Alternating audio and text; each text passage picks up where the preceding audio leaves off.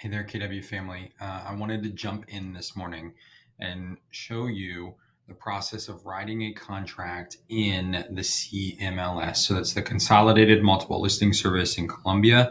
Assuming you're using the local contract, this is the process you're going to go through to actually complete the contract. This is not a replacement for taking our contract class. This is simply showing you how to work through the process in a pretty quick, timely manner, answer the questions you need to answer so that you can write this contract efficiently. Whether this is your first one, your fifth one, your 50th one, this is just walking you through the process in the DocuSign module. Now, we're going to assume a couple of things. One, the buyer agency's already been completed. If you haven't done that yet, go back and watch the buyer agency video that will be linked along with this one. In that video, we'll walk you through completing the SCAR 110 and SCAR 130 form. At this point, we're going to add the documents that are going to be live documents straight from DocuSign templates. It will not include the lead-based paint disclosure or the property disclosure. Remember, those are going to be flat PDFs you download from the MLS. That'll be another video to walk you through that part of the process, assuming that those apply to the transaction you're working. I'm in DocuSign rooms here. This is a sample room I've created.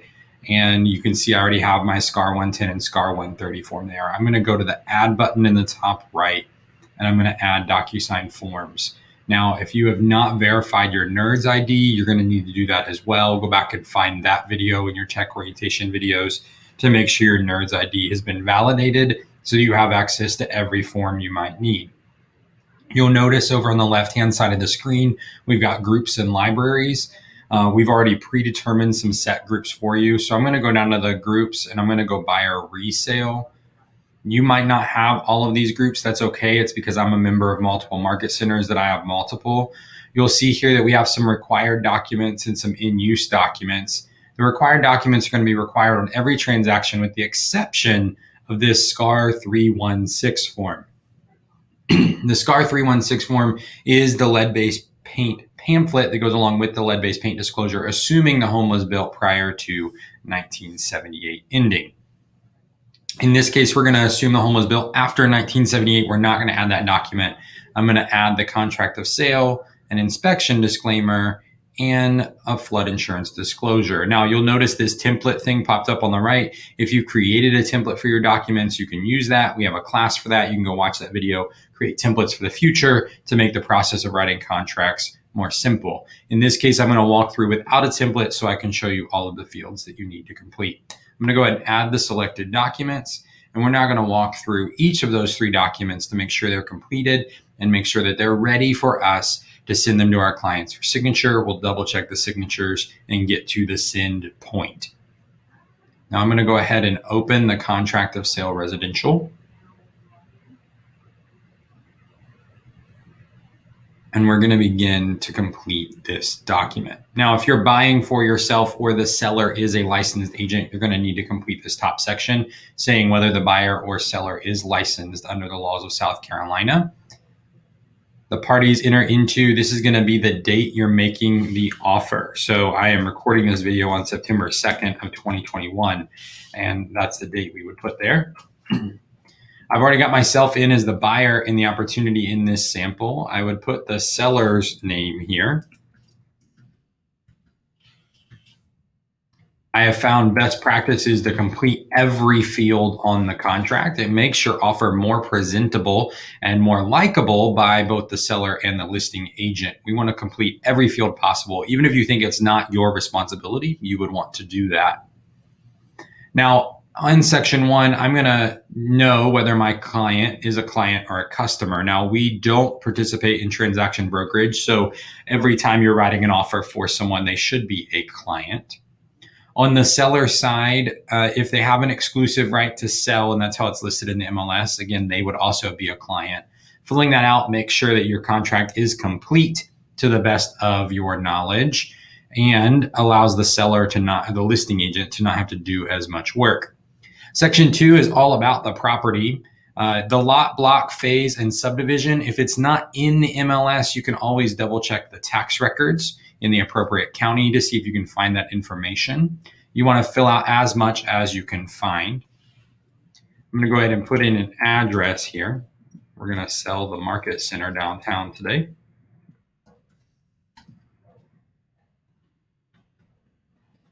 The tax map number, you can find it in the MLS. You always want to double check and verify it in the tax records.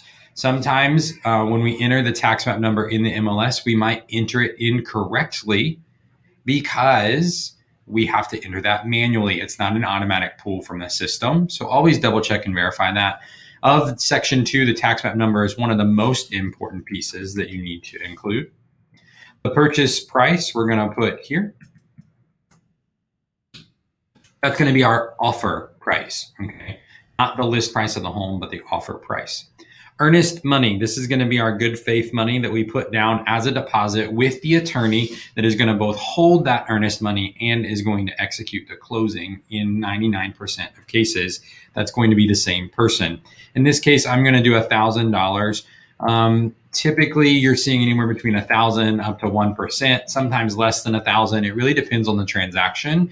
If you don't know how to decide or help guide your client in that process, please reach out. In this case, I'm going to deliver a check to the attorney.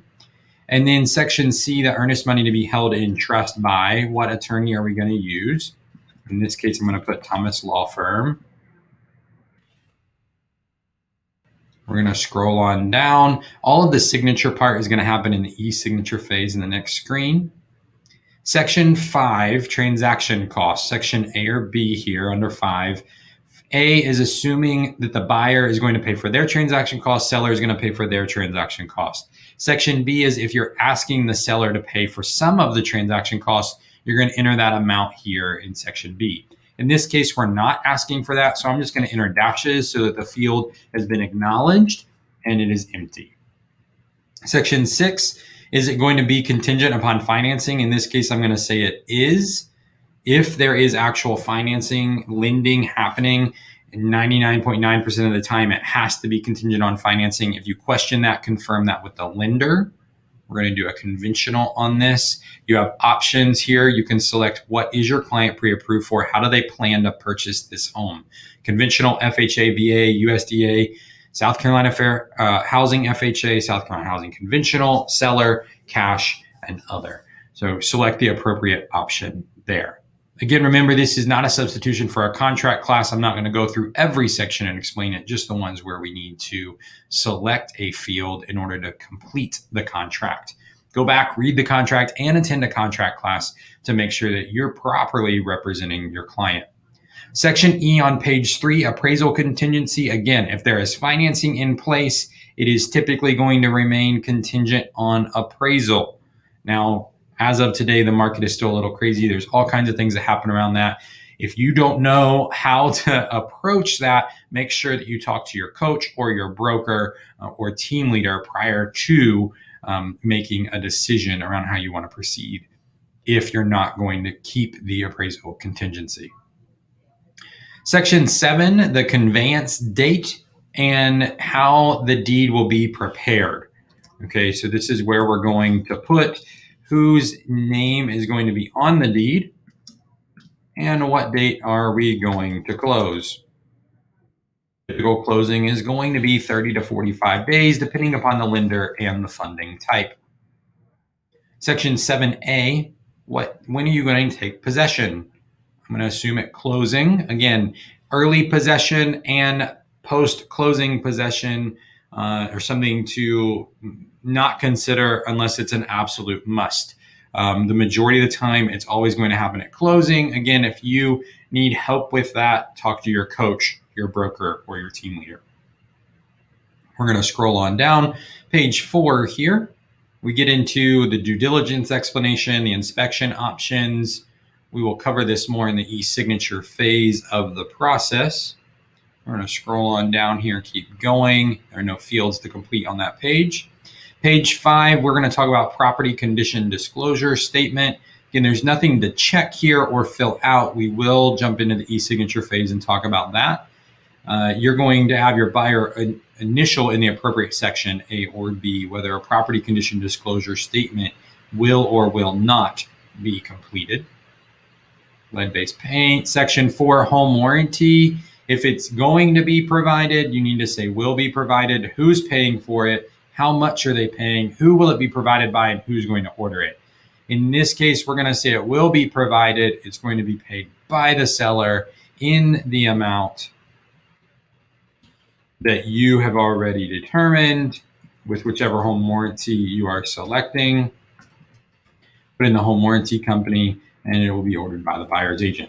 Typically, if you're ordering a home warranty, the home warranty is going to be paid for by the seller if the seller agrees, and is going to be ordered by the buyer's agent as long as the listing agent doesn't already have a home warranty in place that they're requiring. If you get one, that's the one you have to use. Again, there's some options there. Section 15.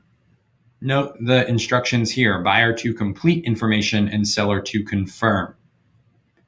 You're going to complete this to the best of your knowledge using the MLS, tax records, flood map, property condition disclosure report, right? We're going to use those tools.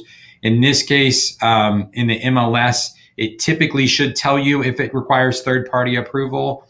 Again, this is for you to, in your best knowledge, complete. The seller will confirm. In this case, this property is on public water and sewer. Again, that should be in the MLS information. Flood insurance or flood hazard area, that should again be disclosed. You can also go to the FEMA flood map and check there. The property is or is not subject to a mandatory association fee. This is going to be an HOA or regime fee. If it is, you would complete the information as to what it is and who it's payable to. You can find that on page 6 of the property disclosure, assuming that they completed it and it was available in the MLS. Make sure you ask for that from the listing agent as you're writing an offer if it's not already there.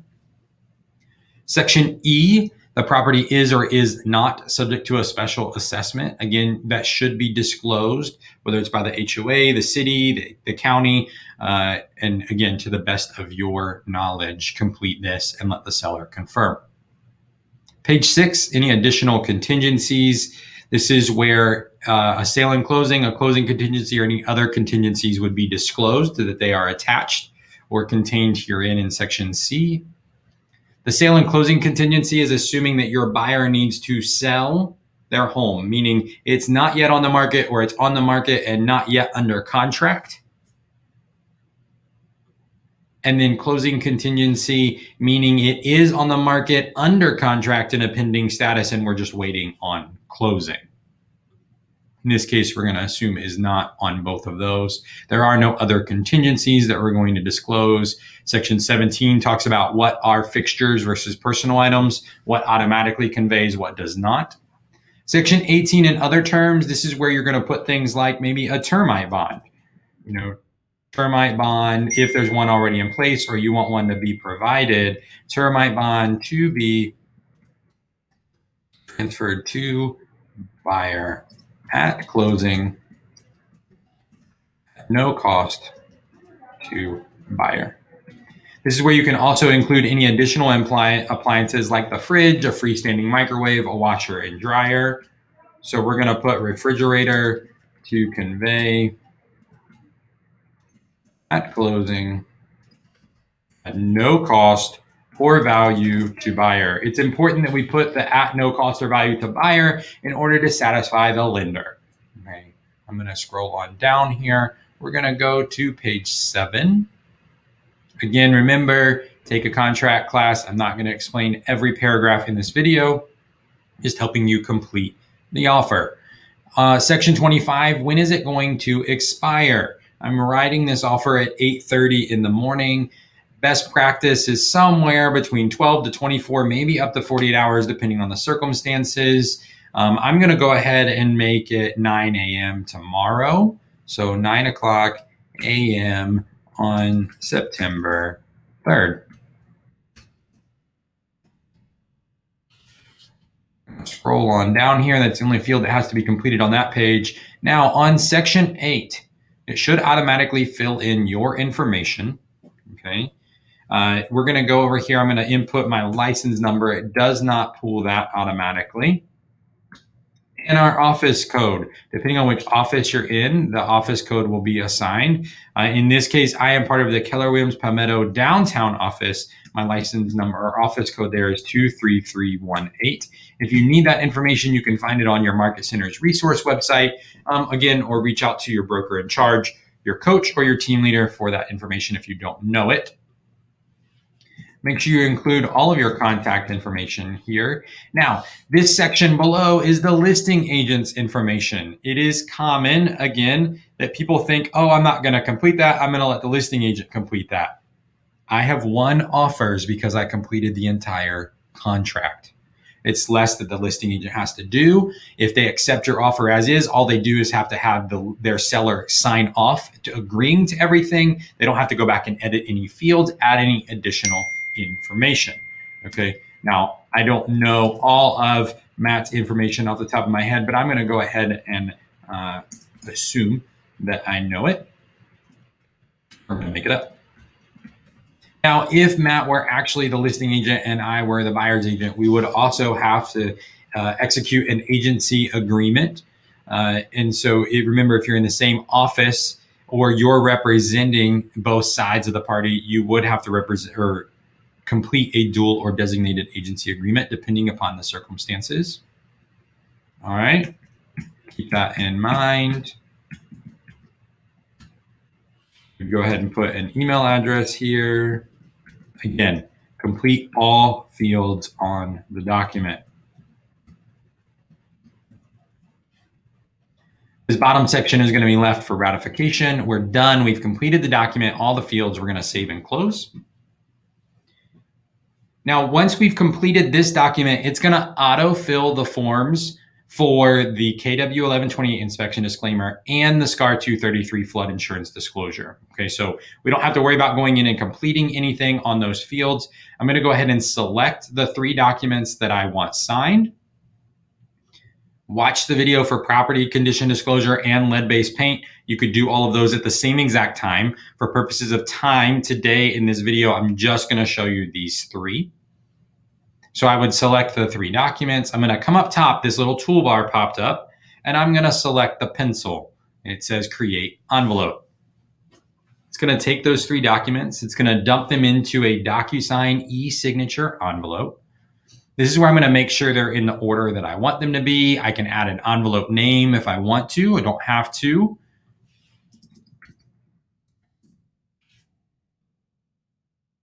I've got my documents. You can see I can click and drag them in a different order. In this case, I want the contract to be first, followed by the disclaimers and the disclosures because I want them to see the contract first. I would also put the lead-based paint disclosure and the property condition disclosure between the contract and the inspection disclaimer. That's just my preference. You do what works best for you and how you want to explain it to your clients. Now, underneath the document list here, I've got add recipients to envelope. I'm going to click the drop down and I have 3 options: pre-tagged roles, room participants, email address. In this case, I want to go pre-tagged roles. If you remember nothing else from this video, remember pre-tagged roles. It's going to save you a lot of time and headache because you can just select the drop downs, okay? And it's going to automatically add signatures in almost every spot we need them. We do always want to double check to make sure that they're in the right spot. I'm going to show you how to do that here on the next screen. I'm also going to select the buyer agent because I also need to sign the inspection disclaimer as an agent. If you had more than one buyer, you would select both. If you're on the seller side, you would select the sellers. I'm going to go ahead and drop down. I'm going to assign this to myself on both of these. For purposes of example here, I'm going to add selected. You'll see that it pops up here. Now I have recipients to the envelope. Buyer 1, buyer agent. You'll notice on the left-hand side in the order they're in, order 1, then 2. That means that after buyer 1 signs, the email will then send to signer number 2, whether that's buyer 1, buyer 2, buyer agent, whoever else is in the workflow. There are all kinds of other tips and tricks and things we can do here. Other signers, other recipients, people that need to receive a copy. Attend a DocuSign class to learn more about that. Again, I just want to make sure that you are able to go in and write a contract, and this is helping explain that process. Now, behind my face here, let me move myself over to the other side of the screen. You will see that you can add a message to all recipients. You can put an email subject there.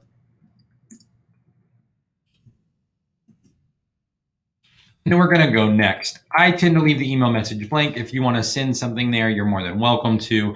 I'm going to go ahead and click next here. It's going to dump me into the actual e-signature window where I'm going to double check and I'm going to make sure that all of the signatures are in the appropriate spots. Now, I'm going to start on page 1 of the contract, right? It's in the spot that I need. And you'll notice something that you might not know you need to notice. Under section 1 in the buyer, you'll notice this initial box has a white background. Having a white background means that it's optional for your buyer. However, that signature is not actually optional. So anytime you see a white box, you're going to need to evaluate, do I need to make it required or is it truly an optional field? Now I'm going to click on that initial box and over to the right side, it came up with these options. Okay. I'm going to go ahead. You'll notice just underneath my name here, there is a required field checkbox. If I check that box, it changes the color to yellow. It's now not going to allow my buyer to skip that signature in the e-signature phase. And it's going to make sure that everything is completed as necessary in a timely manner so I can submit the offer. And then ultimately, when it comes time to close, get paid on time. I'm going to scroll down here and keep going. Again, all of your initials should be in the right place. We're going to double check that they are showing as required and the date signed box is there to the right. We're going to go all the way through. We're going to talk through every step along the way of the contract. Again, remember, this is the local CMLS contract for the CMLS market. Section 5, transaction costs. Remember, we talked about, is the buyer going to pay all of their costs or are they going to ask the seller to pay part? In this case, the buyer elected, they're going to pay all of their costs. So we would select the initial box there. We're going to make it required. And I'm going to delete the initial box and date signed under section B. You can see I just click drag over anything I want to delete. It's going to select them all. And then I can just simply click the backspace or delete button on my keyboard and they will go away. Section 6, the property is or is not contingent on financing. Again, I want to make that initial box a required field.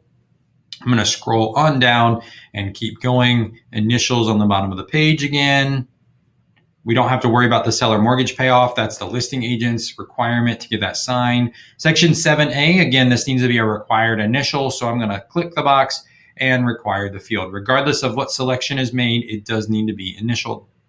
Scroll on down, bottom of page 3, required initial. Keep going down to the bottom of page 4. This is super important that you pay attention.